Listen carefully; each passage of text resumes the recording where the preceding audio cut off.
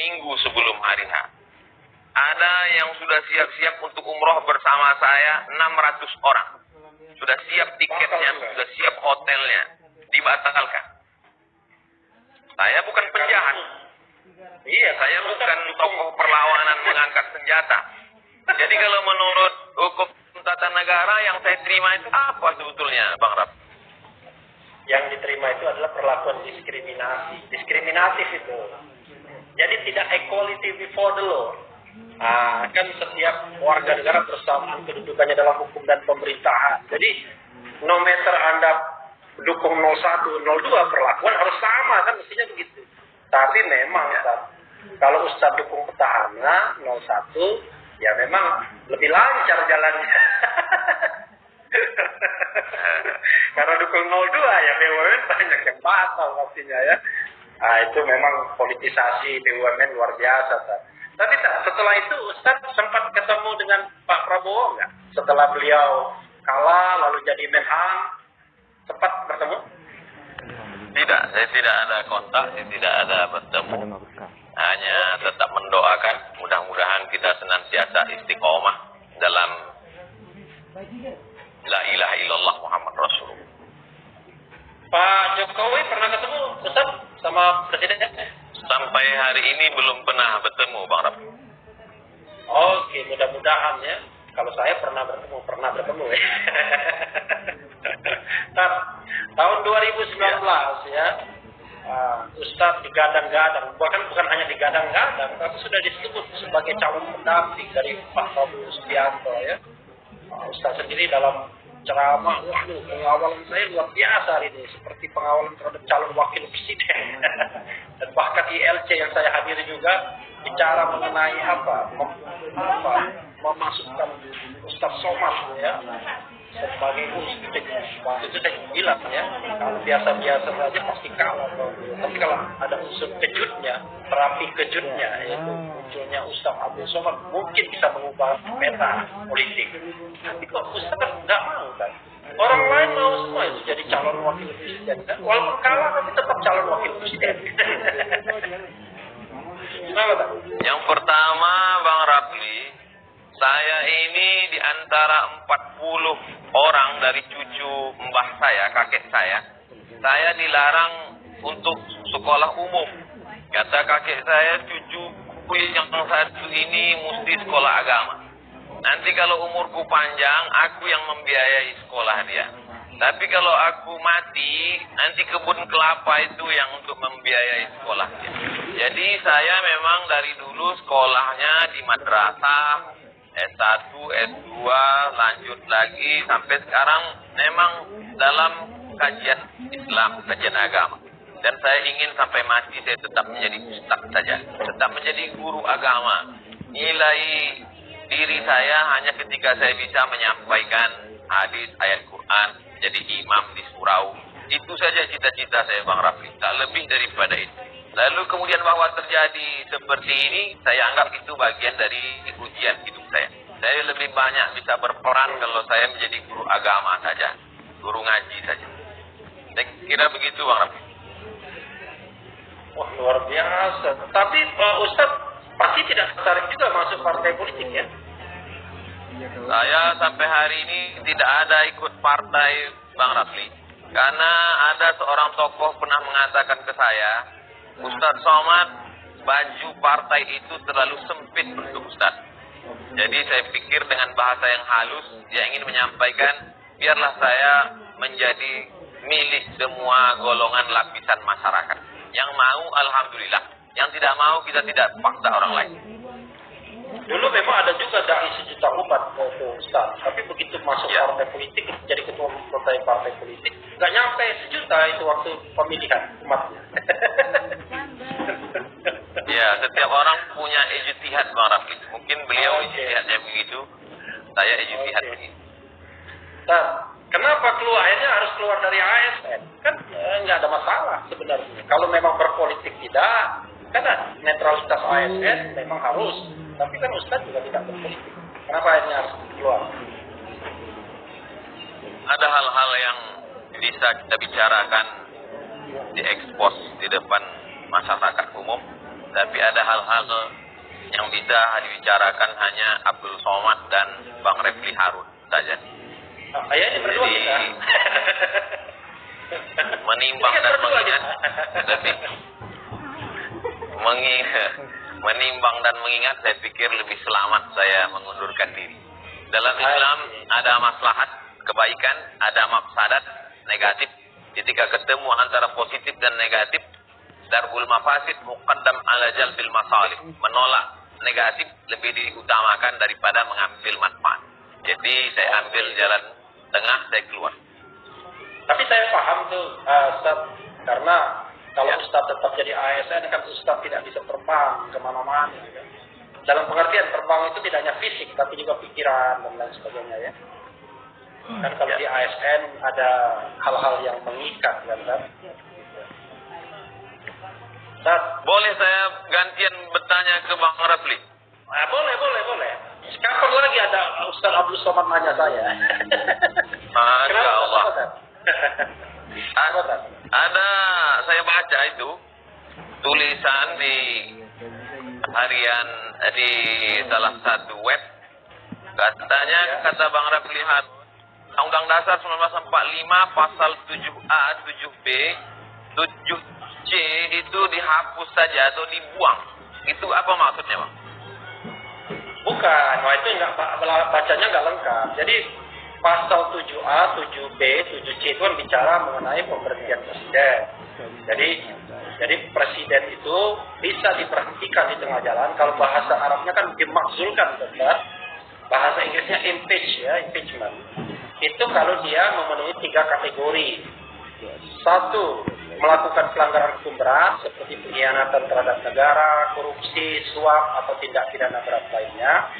2, melakukan perbuatan tercela. Nah, tercela ini melakukan pelanggaran yang bertentangan dengan norma agama, norma susila dan norma adat seperti judi, mabuk, zina. Yang 3, tidak lagi memenuhi syarat sebagai presiden dan wakil presiden. Jadi syaratnya itu warga negara Indonesia dan tidak pernah menjadi warga negara asing karena kehendaknya sendiri, tidak pernah berkhianat terhadap negara, dan mampu secara jasmani dan rohani sebagai presiden dan wakil presiden. Nah, itu adalah ayat-ayat konstitusi. Jadi, kalau kita tidak boleh membicarakan ayat-ayat konstitusi itu, misalnya di kampus, ya buang saja ayat itu, kan begitu, Karena kan kita ini gara-garanya di UGM, orang mau bicarakan tentang pemakzulan, tentang pemberhentian presiden dalam kacamata akademik, diancam, bahkan ancamannya pembunuhan, dibilang makar juga. Nah, itu saya katakan, kalau kita tidak boleh ngomong tentang pemberhentian presiden, ya buang saja ayat itu. Gitu kan. Ini jangan-jangan Ustaz mancing-mancing saya ini. Gitu kronologis. Iya. Jadi sebetulnya ada apa dengan kampus Bang Refli ini? Gimana ceritanya? Sebenarnya kan kampus saya dulu kan saya satunya UGM Fakultas Hukum. Itu kan anak-anak CLS itu adalah Constitutional Law Society, mau meluruskan soal wacana impeachment, pemakzulan atau pemberhentian di tengah masyarakat dalam masa pandemi COVID-19 ini. Lalu mereka mau mengundang pakar hukum tata negara dari UII, Profesor Nikmatul Huda, perempuan. Nah, mereka ingin mengatakan apakah bisa soal pandemi ini kemudian dikaitkan dengan pemakzulan presiden. Sebenarnya niatnya bagus, karena kalau saya baca proposalnya atau laporan term of reference-nya, TOR-nya, mereka ingin meluruskan isu-isu seperti itu. Tapi kemudian ada dosen UGM lainnya yang bilang itu makar. Bukan makar jagung, tapi ya makar benar. Nah, lalu kemudian ada orang, nggak tahu siapa, mengancam. Mengancamnya itu dengan mengatakan akan membunuh, saya tahu keluargamu dan lain sebagainya. Akhirnya ya, karena memperhatikan keselamatan, dihentikan kegiatannya. Gitu kan. Nah, padahal kita tahu bahwa kalau kita bicara tentang kebebasan, kalau kebebasan akademik itu kecil, karena kebebasan akademik kan hanya diatur di undang-undang. Kita bicara tentang kebebasan konstitusional yang diatur di konstitusi. Wah, itu pasal 28E ayat 3 dan pasal 28I itu kan mengatur mengenai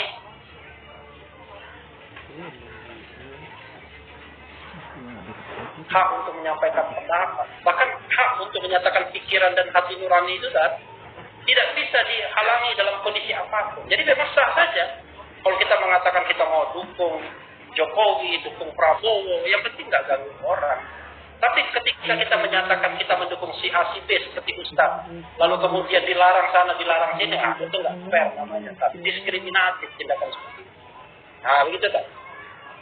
Berarti kita menghadapi orang-orang yang tidak dewasa dalam bernegara, dalam berpikir. Saya nge-tweet itu, tak? Saya bilang, pemimpin yang dewasa itu adalah pemimpin kalau yang mendengarkan kritik, dia kemudian akan menjadikannya bahan introspeksi. Entah itu kritik yang membangun maupun yang menjatuhkan sekalipun, kan bermanfaat semua kan. Tapi kalau pemimpin yang tidak dewasa, mendengar kritik lalu menyiapkan serangan balasan, dianggap penghinaan dan menyiapkan buzzer dan fans club. Tapi orang kalau terlalu ketakutan, Bang Refli, paranoid, orang terlalu ketakutan habis nonton film hantu, itu pucuk pisang disangka pocong. Nah, itulah persoalannya. Jadi, dua orang ngomong Abdul Somad dengan Refli Harun dibilang sedang merencanakan makar. Padahal kita kan... Tapi Bang Refli tidak takut nanti kalau dituduh makar. Ya, kan saya orang hukum, Tat. Ya, saya kan tahu batas-batas di mana orang bisa dikatakan makar dan tidak makar, kan? Sepanjang kita menyatakan sesuatu itu tidak boleh, tidak boleh dilarang. Ketika Ruslan Buton mengeluarkan statement pidatonya, apa itu bisa dikatakan makar? Ya, pendapat saya tidak. Jelas tidak. Kenapa? Tadi kan dikatakan orang menyatakan pikiran dan hati nurani itu tidak boleh dilarang. Nah, persoalannya adalah ayat-ayat konstitusi itu, yang saya bilang pasal 28E ayat 3 itu, sering dipatahkan dengan undang-undang ITE. Nah, jadi undang-undang ITE itu undang-undang karet sekali. Jadi kalau kita misalnya menyampaikan konten tertentu di media sosial dengan menggunakan media internet, maka kita bisa dijerat pasal 1 penghinaan, kedua pasal menyebarkan berita bohong. Nah, jadi itu yang menyebabkan kemudian atau menyebarkan kebencian. Jadi 3, kebencian, penghinaan dan penyebaran berita bohong. Dan itu karet sekali, Kak. Jadi persoalan kita kadang-kadang kita tunduk melihat undang-undang tapi tidak tunduk pada konstitusi sebagai hukum tertinggi. Kecuali Ruslan Buton itu dia berkonspirasi, mengumpulkan orang, lalu kemudian berpikir bagaimana memecah belah, bagaimana melakukan agitasi, lalu kemudian merebut senjata dan lain sebagainya. Itu baru makar. Gitu. Kerisauan Ruslan Buton itu kan ketika melihat TKA, Bang Rafli. Lalu bangkit semangat patriotisme kebangsaannya. Itu sebenarnya kalau dilihat dari aspek hukum, bagaimana dengan kebebasan TKA yang melampaui batas?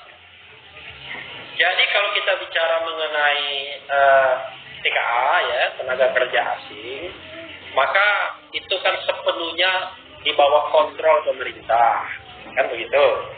Nah, ketika pemerintah mau mengambil kebijakan, ya harusnya dia memperhatikan beragam aspek. Salah satunya aspek kepantasan dan keadilan. Soalnya kan begitu. Kalau pembentukan kebijakan begitu kan, saat kita bicara keadilan, kepantasan, ya kan, keterbukaan. Di tengah pandemi COVID-19, di mana kemudian orang kehilangan pekerjaan, kan begitu. Lalu kemudian orang susah makan dan lain sebagainya, loh, malah kita mengimpor tenaga kerja asing. Nah, rasa keadilan orang-orang itulah yang kemudian dia teriakkan. Begitu. Mungkin kalau negara kita tidak ada unemployment, ya kan, semua orang bekerja, semua orang makmur, ya seperti Jepang zaman dulu, atau seperti Malaysia, dia impor orang lain untuk bekerja di sana, kan kira-kira begitu. Tapi ini kan unemployment-nya banyak betul, yang nganggur juga banyak, yang kehilangan pekerjaan juga banyak, kan begitu. Gimana, Tam? Kalau Rapli jadi presiden, apa yang Bang Rapli lakukan terhadap Ruslan Buton? Wah, luar biasa. Ini pertanyaan berat sekali. Saya undang Ruslan Buton. Biar dia ngomong di depan saya, mau apa dia? Kan begitu kan? Daripada dia susah-susah kan? Undang saja Ruslan Buton. Jadi gini tak. Kadang-kadang ini porsi ustaz loh, tapi ini kan saya berkontemplasi saja. Saya kadang-kadang heran dengan penguasa ya, kepemimpin bangsa. Kenapa dia selalu ingin mendengarkan orang-orang yang sepaham, searah dengan dia. Tidak mau mengundang orang-orang yang berbeda pendapat. Kalau orang-orang yang sepaham dan searah, kan tidak perlu di treatment lagi, sudah dengan sendirinya. Harusnya kan yang perlu didengarkan adalah orang-orang yang berbeda pendapat. Tapi saya kira dimanapun kan, saya mengalami juga kan saya juga ya dalam masa tertentu pernah diundang di istana gitu ya. Bahkan saya 4 bulan pernah menjadi staf khusus Menteri Sekretaris Negara Pratikno, tapi saya mengundurkan diri setelah itu. Saya merasakan betul, kalau pendapat kita sama, teman, kan begitu. Kalau pendapat kita berbeda, dalam tanda kutip lawan. Kira-kira begitu, ya. Makanya saya bilang memang gak gampang jadi pemimpin ini ternyata. Berjiwa besar, ya berlapang dada itu sulitnya minta ampun. Sepertinya. Gitu. Jadi saya bisa tanya lagi ini, atau masih ada pertanyaan? Ini Bang Rapli. Iya. Sekarang ini kalau kita buka media, iya.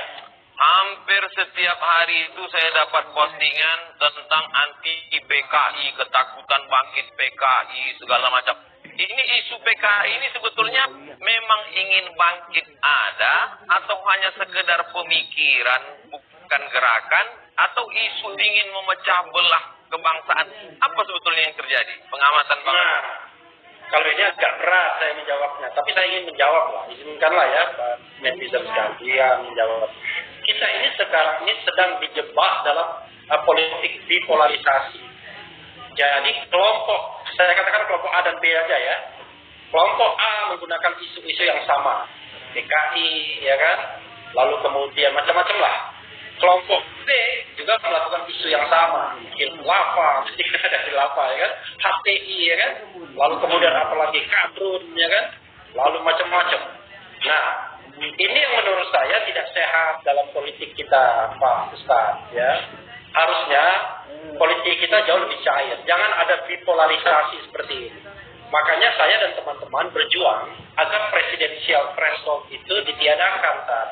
Karena dengan adanya presidensial threshold, tahun 2024 diperkirakan jumlah presiden barangkali 2 lagi saja. Bayangkan, kalau 2 lagi kan cepung dan kampret lagi kan. Satu dibilang lagi. Iya, satu dibilang pengikut PKI, satu dibilang pengikut khilafah. Jadi kita tidak produktif sebagai bangsa. Nah, kalau misalnya presidensial threshold itu dihilangkan dan semua partai politik bisa mencalonkan presiden, saya berharap 5-6 pasangan calon misalnya. Di situ ada Anies Baswedan, di situ ada Ganjar Pranowo, Ridwan Kamil, Abdul Somad, ya kan? Lalu kemudian Hovifah. Kalau dari Sumatera cukup satu aja, Dr. Refli Harun aja. Saya modalnya nggak ada. Modalku ada 2. Pertama modal uang, dia pengusaha. Kedua dia modal kiai. Dua-duanya saya nggak punya. Nanti kita disuruh ceramah pula. Pertama diceramah disuruh jadi imam, kan? Disuruh baca ayat-ayat panjang. Matilah kita. Jadi Imam Zuhur aja dulu, Bang. Imam Zuhur aja dulu. Ya saya kalau Imam Zuhur, Imam Asar berani. Imam subuh, maghrib, isya berani juga. Cuma makmumnya cuma keluarga doang. Anak dan istri. Itu namanya imam new normal, Bang. New normal. Jadi Bang, ya, kita silakan. Yang menambah kecurigaan orang ini seolah-olah benar tentang masalah TAP MPRS nomor 27 1966 tentang larangan PKI itu tidak masuk dalam draft. Tidak masuk dalam draft RUU haluan ideologi Pancasila. Gimana ceritanya nih, Bang? 25 itu. Nomor 25. 25? Ya. Nomor 25. Ya, kalau itu kan saya termasuk orang yang tidak mendukung adanya undang-undang haluan ideologi Pancasila. Satu. saya juga tidak mendukung adanya lembaga seperti BPIP. Karena sejarah kita, Pak, kalau Pancasila sudah dibajak oleh negara, captured by the state, ya kan? Itu biasanya jadi alat gebuk, Pak. Zaman Orde Baru begitu, zaman Orde Lama begitu. Ya kan? Zaman Orde Lama Bung Karno, siapa yang tidak percaya sama Nasakom digebuk, gitu, kira-kira gitu. Dan biasanya itu orang-orang Masumi itu yang dikena gebuk gitu biasanya kan? Orang-orang Sumatera itu. Zaman Orde Baru juga begitu, Pak. Orang yang tidak setuju dengan Pak Harto akan digebuk, berarti bertentangan dengan Pancasila. Kalau Louis XIV di Prancis kan, le état c'est moi, negara adalah saya, Pancasila adalah saya. Makanya saya bilang, waduh gak setuju, karena Pancasila itu tidak hanya ideologi, terminologi ideologi pun banyak ditentang orang juga. Tapi Pancasila itu dia falsafah negara, dia juga dasar negara, dia juga alat filter bagi kehidupan kita untuk menyerap nilai-nilai asing yang kompatibel atau tidak misalnya. Jadi kalau misalnya menjadikan dia cuma ideologi negara, state ideology, maka dia menjadi alat represi, menjadi alat gebuk. Karena ideologi itu punya negara yang tidak setuju dengan negara, which is kadang-kadang dianggap pemerintah, maka dia bisa digebuk. Makanya saya tidak setuju kalau ada undang-undang tentang haluan ideologi Pancasila. Lagi pula, Pancasila itu sumber dari segala sumber hukum, kan? Kalau sumber dari segala sumber hukum itu derajatnya paling tinggi, lebih tinggi daripada undang-undang dasar. Karena dia mengilhami pembentukan undang-undang dasar, TAP MPR, undang-undang sampai ke bawahnya. Nah, kalau dia dijadikan undang-undang, turun derajatnya. Seperti Ustaz Abdul Somad sudah menasional, suruh pulang ke kampung. Begitu, tak? Jadi sebetulnya kalau dibaca arahnya, apa yang diinginkan dari RUU haluan ideologi dan BPIP itu, Bang? Kemana arahnya? Ya, kalau saya mau frankly speaking begini, kita ini kan dalam politik Indonesia ini ada persaingan yang memang tidak bisa kita hindari antara kelompok-kelompok nasionalis, so-called, gitu ya, dan kelompok-kelompok Islam. Tahun 55, persaingan itu keras sekali kan, Masumi, NU misalnya masih bisa menempati 4 besar. Jadi ada Masumi, ada PKI, ya kan? Masumi, PNI, NU, PKI waktu itu kan. Nah, tetapi sejak pemilu Orde Baru, kan kekuatan Islam kan relatif lebur. Dilebur menjadi P3 dan P3 dikerdilkan. Zaman reformasi, partai-partai Islam atau berbasis bahasa Islam udah nggak laku. Sorry to say ya. Jadi kita pemilu terakhir saja, nomor 1-nya PDIP, nomor 2-nya Gerindra, kalau berdasarkan suara, nomor 3-nya Golkar, nomor 4-nya Nasdem, ya kan? Lalu kemudian partai seperti PKS ya hanya nomor 6 kalau tidak salah ya. Jadi memang P3 nomor buncit ya, yang dari yang lolos parliamentary threshold. Jadi itu menunjukkan gejala Islam formal di dalam formal politik itu tidak terlalu laku lagi. Tetapi kan masalahnya tetap saja dia menjadi sebuah kekuatan yang selalu diperhitungkan Ustaz ya. Ya misalnya suatu waktu bisa muncul di pilkada DKI, contohnya misalnya Anies kan bukan orang yang berpartai, tapi kemudian bisa didukung. Kemudian kemarin, Pilpres kemarin juga begitu. Dan itu lintas partai dan lintas pemimpin, ya kan? Ada pemimpin informalnya juga, namanya Ustaz Abdul Somad. Jadi dengan adanya undang-undang haluan ideologi Pancasila itu mungkin ya, artinya barangkali menginginkan bahwa ada hegemoni satu kelompok. Nah makanya saya katakan Pancasila itu seperti RCT harusnya kan, milik bersama kebanggaan bangsa. Dia tidak boleh diklaim sebagai milik satu kelompok, milik tokoh tertentu. Tapi dimarahin kan. Saya bilang Pancasila lahir bukan pada tanggal 1 Juni saja marah orang. Karena sebelum jadi Pancasila pada tanggal 18 Agustus, itu kan sempat melalui tim kecil, lalu ada Piagam Jakarta, kan begitu. Lalu kemudian teman-teman Bapak pendiri bangsa dari Indonesia Timur tidak setuju dengan kata-kata menjalankan syariat Islam bagi pemeluk-pemeluknya. lalu diganti dengan ketuhanan yang Maha Esa, kan begitu. Ya. Barulah jadi Pancasila 18 Agustus. Karena itu saya katakan Pancasila itu adalah sinkretisme pemikiran, perpaduan pikir, olah pikir bapak-bapak bangsa dan ibu-ibu bangsa, di mana Bung Karno memiliki menanam saham terbesar, ya kan? Kira-kira begitu. Jadi kalau rapat umum pemegang saham, mungkin dia bisa memecat komisaris dan direksi. Tetapi itu pun marah orangnya, kan? Jadi ya tidak apa-apa. Iya, tidak apa-apa. Karena kalau dia identik dengan partai tertentu atau tokoh tertentu, maka political advantage-nya untuk partai tertentu atau tokoh tertentu itu saja dan pengikut-pengikutnya. Nah, ini tidak menguntungkan kelompok lain, karena itu Pancasila tidak boleh captured by the state. Harus menjadi garis hidup milik bersama semua. kita, milik semua. Gitu saya. Gitu. Bang Rafli pernah diangkat Pak Mahfud menjadi ketua tim anti mafia di Mahkamah Konstitusi.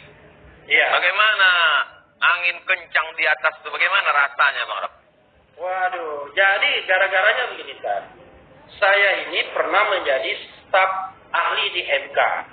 Jadi ketika MK berdiri tahun 2003, Pak Jimli sebagai ketua MK menginginkan merekrut orang-orang cerdas. Mungkin dianggap cerdas juga, kan, begitu. Lalu kemudian diangkatlah kita sebagai staf ahli. Ada yang nomenklaturnya beda-beda, kadang-kadang asisten hakim, kadang-kadang staf ahli. Nah, itu sampai 2007 akhir. Jadi 2007 akhir, karena saya bandel terus, kerjanya protes terus, ya kan, akhirnya kontrak diperpanjang, semua staf ahli dilepaskan semua, kan begitu kira-kira. Ya ada sejarahnya panjang lah, kira-kira begitu. Namanya orang melawan terus itu kan dimanapun bersuara terus, itu masalah. Nah, lalu kemudian tahun 2008 saya berkegiatan di lembaga yang namanya CETRO, Center for Electoral Reform. Jeda 1 tahun, saya kemudian beracara di Mahkamah Konstitusi pada tahun 2009. Jadilah saya lawyer pilkada, kan? Lumayan, alhamdulillah rezekinya lumayan. Kalau tidak ada lawyer-lawyer pilkada begitu, zooming sama Ustaz Abdul Somad ya agak susah juga. Lalu kemudian saya menemukan fenomena, waduh, ini sepertinya nggak benar di putusan-putusan MK, kan? Saya adukan waktu itu ke Pak Mahfud. Sama Pak Mahfud malah dibenturkan saya ke Akhil Mukhtar, kan? Nah, begitu saya mendapatkan lagi informasi, saya nggak mau lagi ngadu. Nah, cuma waktu itu ada pernyataan Pak Mahfud bahwa MK bersih 100%, katanya. Saya nulis di Kompas, MK masih bersih dalam tanda tanya. Saya waktu itu mengatakan, ya jangan terlalu yakin lah. Kalau tidak ada asap, kalau tidak ada api, tidak mungkin ada asap, kan begitu. Jadi bentuklah tim investigasi. Betul, dia bentuk tim investigasi. Waktu itu saya ketuanya, anggotanya Hanan Buyung Nasution, Bambang Harimurti, lalu kemudian Saldi Isra, teman kita dari Sumatera Barat, dan Bambang Wijoyanto. Dan kita mengindikasikan keterlibatan Akhil Mukhtar pada waktu itu. Cuma, jangankan tim swasta begitu yang dikasih kerja sebulan, KPK saja yang dibentuk bertahun-tahun, mencari Harun Masiku aja susahnya minta ampun. Di mana itu orang? Kan kita tidak tahu nih Harun Masiku itu. Entah masih hidup atau sudah di alam bangsa, kita nggak tahu, alam baka kita nggak tahu juga. Nah, karena itulah kemudian akhirnya ya kita laporkan. Cuma waktu itu serangan baliknya ke saya, Kak. Karena saya malah diadukan melakukan percobaan penyuapan, kan begitu, malah saya. Karena itu kan pengaduan dari klien saya kalau dia diperas. Baru 3 tahun kemudian kebenaran itu terungkap. Ketika Akhil Mukhtar tanggal 2 Oktober 2013, 3 tahun kemudian ditangkap oleh KPK karena menerima suap dari bupati terpilih Gunung Mas yang sekarang sudah meninggal di dalam penjara, meninggal dia. Jadi begitu ceritanya. Jadi ya sooner or later yang namanya kebenaran itu kan terungkap juga, begitu kan? Masya Allah. Ini Bang Rafli sekarang jadi YouTuber. Cerita kronologisnya saya terus terang senang. Senangnya maka masyarakat punya pilihan. Tidak hanya sekedar konten-konten yang tidak mendidik itu, insya Allah lewat, bergizi, berkualitas. Motivasi awalnya gimana? Nah, motivasinya ini motivasi yang insya Allah motivasi baikan, ya, bukan motivasi kekuasaan, bukan motivasi yang lain. Saya ini pernah bekerja di media massa 8 tahun. Lalu kemudian sering diundang oleh televisi untuk memberikan pendapat-pendapat. Di ILC kita pernah ketemu sekali tadi ya. Nah, tetapi kita tahu bahwa kalau kita rely on, tergantung dengan media, akan susah kan? Pertama kita nunggu diundang, kan begitu. Kedua, kadang-kadang saya katakan dia punya 3 kredo yang namanya TV itu. Pertama adalah restriksi. Jadi pasti ada pembatasan-pembatasan. Tolong dong jangan ngomong gini ya, kira-kira begitu ya. Kalau sudah. Kedua, itu distribusi, pengertiannya wah ini harus laku kan.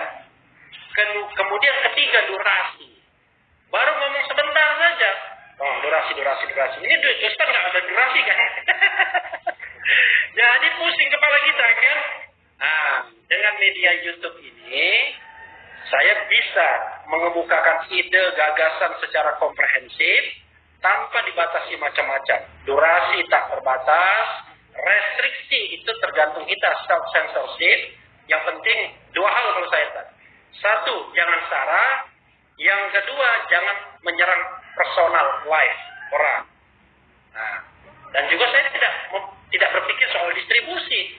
Mau ditonton orang, alhamdulillah. Tidak ditonton, kita sebarkan.